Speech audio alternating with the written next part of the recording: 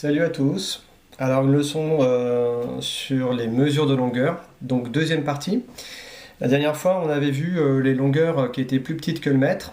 Et bien aujourd'hui nous allons voir les longueurs qui vont être plus grandes que le mètre et on va voir comment ça fonctionne dans le tableau.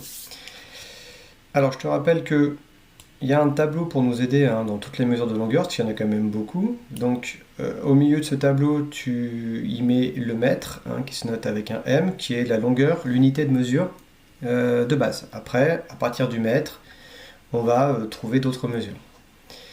Alors, rappelle-toi que quand on a une longueur qui est 10 fois plus petite que le mètre, eh bien on appelle ça un décimètre. Donc, le décimètre est 10 fois plus petit que le mètre. Rappelle-toi aussi que le centimètre, c'est quand on a une longueur qui est 100 fois plus petit que le mètre, et le millimètre, qui est une longueur qui est 1000 fois plus petit que le mètre. Donc déci, c'est une racine du latin, centi et milli, qui signifie divisé par 10, divisé par 100, divisé par 1000, le mètre. Je te rappelle que le mètre, c'est la règle de notre tableau. Donc on avait déjà un petit peu travaillé dessus. Maintenant ce que je te propose c'est de voir les distances, comment ça marche quand on doit mesurer des longueurs, voire même des distances carrément, qui sont plus grandes que le mètre, jusqu'à 1000 fois plus grand que le mètre. Alors imagine que tu veuilles mesurer le couloir de l'école, ou alors la cour de l'école. Donc tu prends par exemple la règle, comme ça, et puis tu vas mesurer, et puis en mesurant, tu obtiens ça comme résultat. Tu arrives à 10 mètres.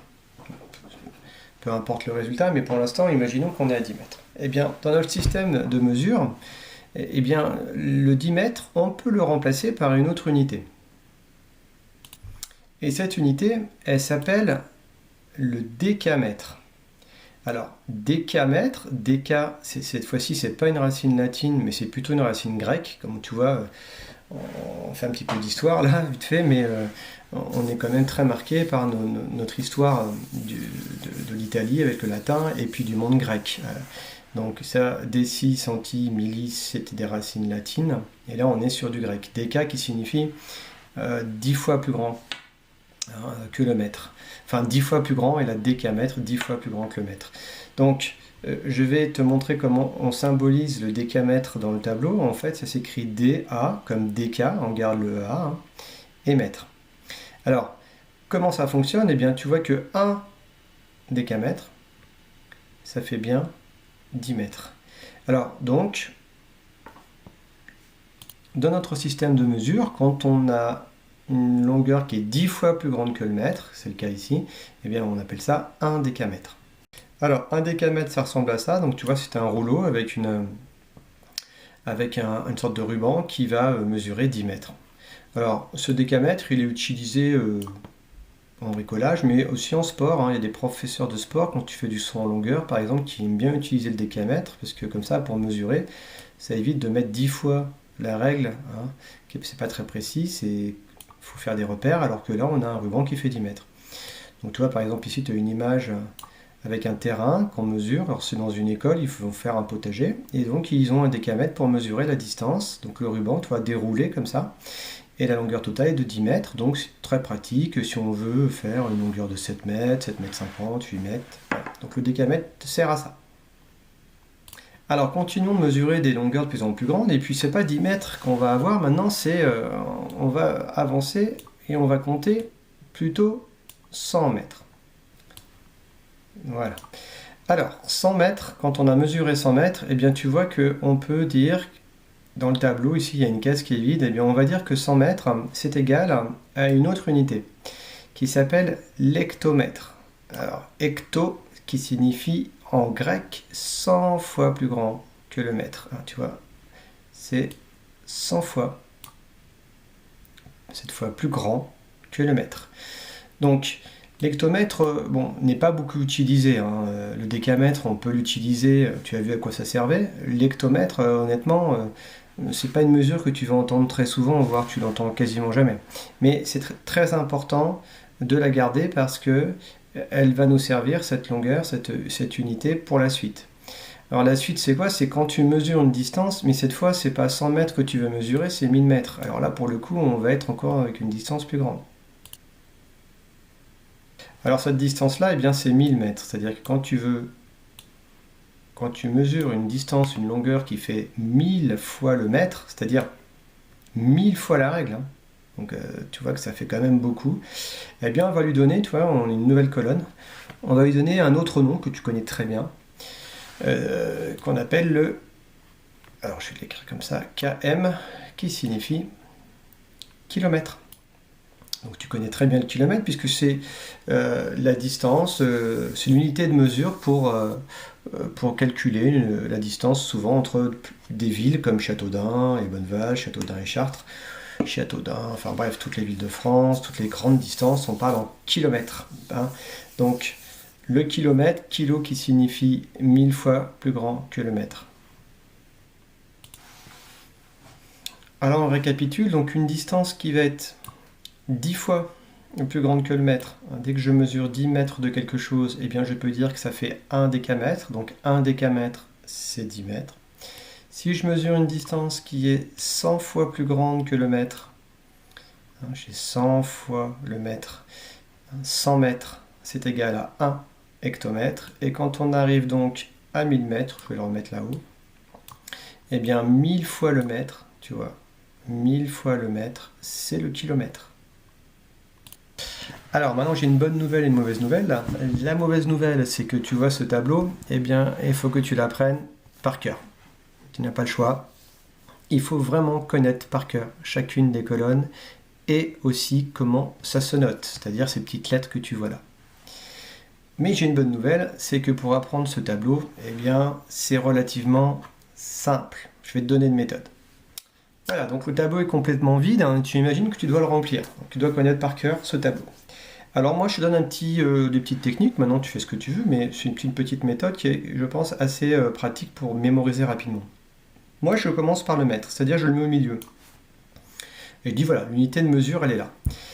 Et puis ensuite, je dis ben voilà, qu'est-ce que je connais dans les longueurs qui sont plus petites que le mètre? Eh bien, je vais prendre les longueurs qui correspondent à ma règle. Donc je sais que ma règle, la plus petite des longueurs, c'est le millimètre. Donc la plus petite des plus petites, je la mets complètement à droite. Sur ma règle, j'ai aussi des centimètres. Donc tu vois que là, j'ai complété quoi? Millimètre, centimètre. Après, je me dis, bah, je connais aussi la plus grande des longueurs. C'est le kilomètre. C'est la plus grande possible. Je la mets complètement à gauche. Donc déjà, tu vois que quasiment sans vraiment apprendre, je sais la moitié du tableau. Alors ensuite, il y a deux trucs à rentrer qui sont pas super, c'est le décamètre et le décimètre. Et souvent, vous êtes embêté, vous savez pas trop quelle place les mettre.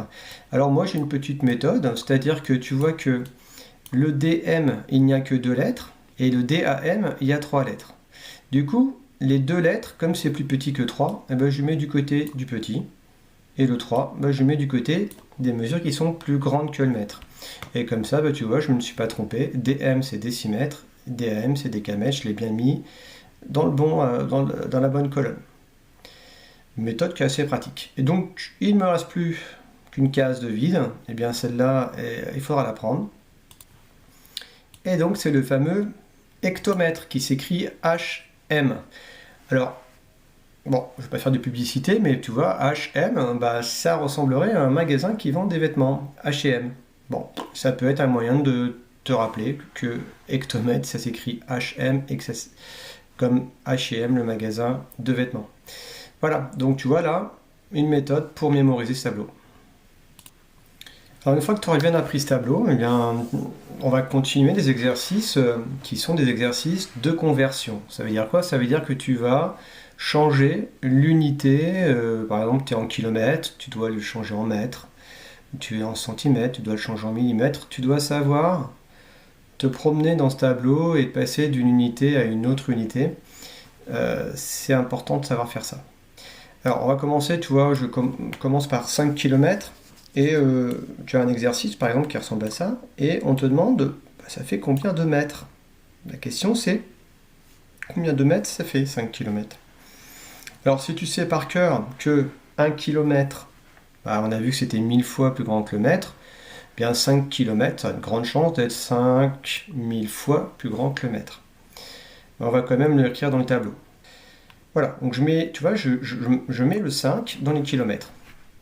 Voilà, c'est ce qu'on me demande, c'est la situation de départ. 5 est dans les kilomètres. J'aimerais savoir cette distance, mais cette fois pas en kilomètres, mais en mètres. Et bien là, je n'ai plus qu'à compléter toutes les cases qui sont vides jusqu'au mètre. Les cases sont vides, donc je les complète par des zéros. Et donc, petit à petit, j'arrive à la solution que j'avais proposée tout à l'heure, c'est-à-dire que 5 km, c'est égal à 5000 mètres. Si on m'avait demandé en décamètres, eh bien j'aurais répondu que 5 km égale 500 décamètres.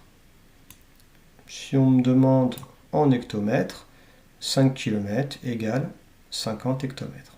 Alors, je reviens sur mes mètres. Voilà. C'est la réponse que je cherchais. Autre exercice que tu pourrais avoir, c'est par exemple, on va dire, bah tiens, eh bien j'ai un élève qui a parcouru une distance de 5 décamètres. Depuis son copain, il a parcouru une distance de 700 cm.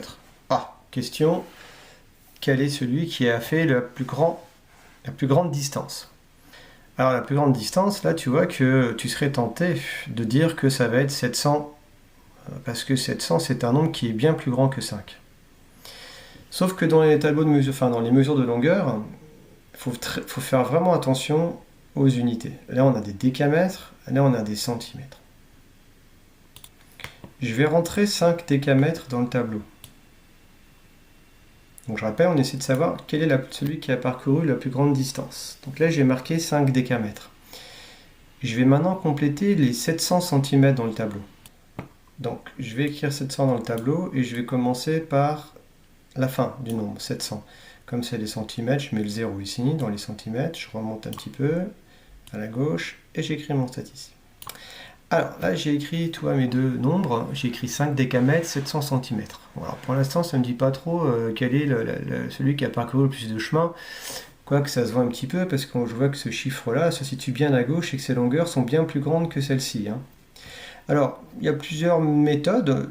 Une méthode consisterait à dire bah tiens lui le décamètre, eh bien je vais le convertir en centimètres, c'est-à-dire que je vais rajouter des zéros pour voir combien ça fait de centimètres, 5 décamètres. Toc. On a un autre ici. Et un dernier. Donc, qu'est-ce que j'ai rajouté? J'ai rajouté ces 3 zéros là pour pouvoir comparer avec la même unité. Donc là, l'unité, c'est le centimètre. Donc je me rends compte que 5 décamètres, en réalité, ça fait 5000 centimètres. Donc 5 décamètres est plus grand que 700 centimètres. Donc celui qui a parcouru la plus grande distance, c'est lui. Pourtant, 5 a l'air comme ça plus petit que 700, mais comme l'unité de mesure n'est pas la même, eh bien tu vois que si on s'amuse à convertir avec la même unité, ici c'est en centimètres, eh bien j'ai 5000 centimètres qui est bien plus grand que 700. Par contre, ce qu'on peut aussi faire, là j'ai converti 5 décamètres en centimètres, mais je pouvais le convertir en mètres, c'est-à-dire les deux. Par exemple, 5 décamètres, je peux dire ça fait 50 mètres. Alors que 700 cm, en réalité, ça fait 7 mètres. Donc je vois encore une fois que 5 décamètres, 50 mètres, est bien plus grand que 7 mètres. Voilà, donc ça c'était un exercice que tu pourrais avoir.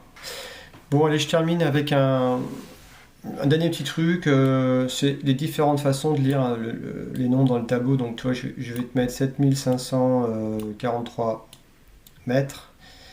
Donc ce nombre-là se lit de différentes manières. On peut dire que ça fait 7 km et 543 mètres. C'est une façon de lire le tableau. Donc voilà, tu vois, 7 km et 543 mètres. Alors je peux dire aussi que ça fait 7 km, 5 hectomètres, 4 décamètres et 3 mètres. Donc toutes les lectures sont possibles. Je peux aussi dire que ça fait 75 hectomètres, 43 mètres. Ou ça fait 754 décamètres et 3 mètres. Donc après, c'est juste un petit jeu de lecture avec les colonnes.